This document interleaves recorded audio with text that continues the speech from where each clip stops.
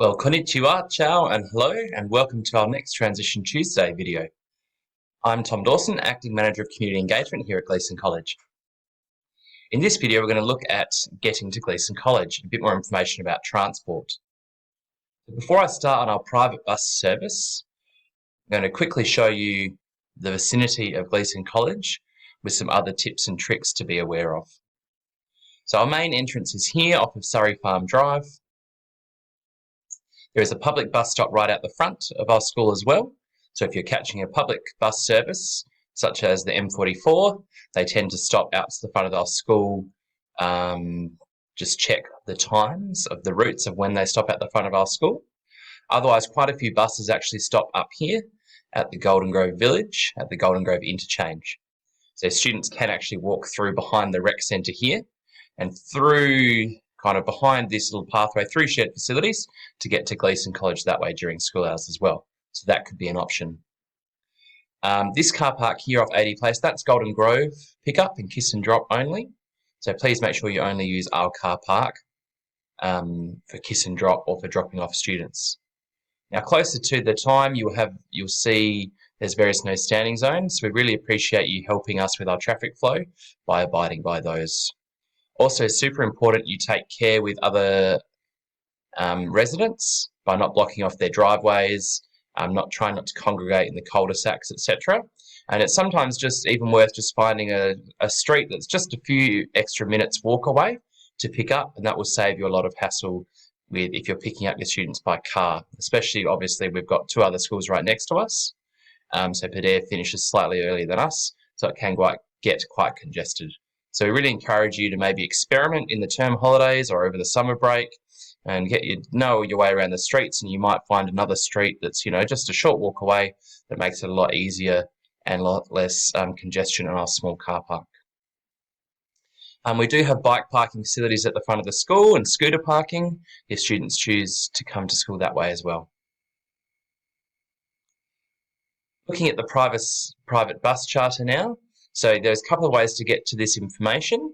So I've put a hot link to it down the bottom of your transition portal. So gleason.college/transition. And I've given you a hot link to a shortcut there to the Getting to Gleason page. And we've actually got a few updates to our private bus service. You can see here, so there is a booklet.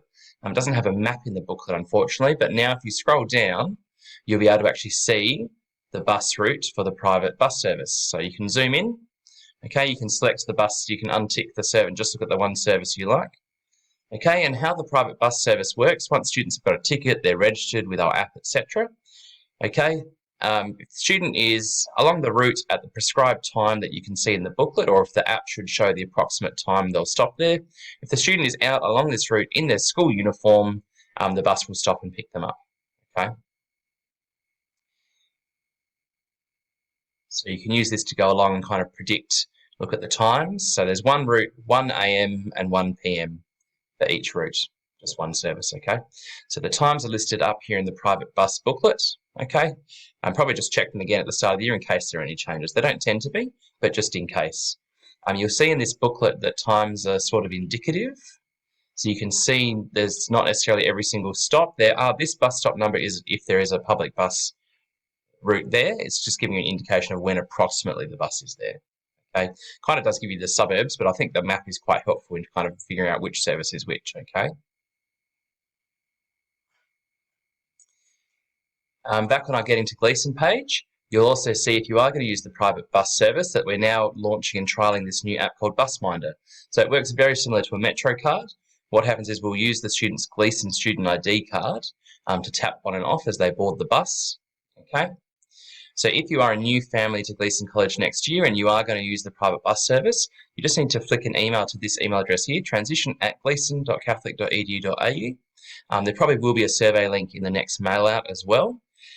So just to enable you to request a login for the system. So you need to tell us the email address you're going to use as the parent, child's full name, and which bus route they'll be using. So, yeah, I'd like to register Jimmy. He's going to be using the Collinswood service next year. And that way we can put you in the system and send you a link to get you started later on in the year. Okay. You can see ticket prices there as well. It is co-run with Pedare Christian College, okay? So there will be Pedare students on the bus as well. That's it for another edition of Transition Tuesday. Hopefully that's helped give you more of an idea of how to get to and from Gleason, as well as how to use the Gleason private bus service. Again, if you have any questions, you can get in touch with us by emailing transition@gleason.catholic.edu.au. See you next week.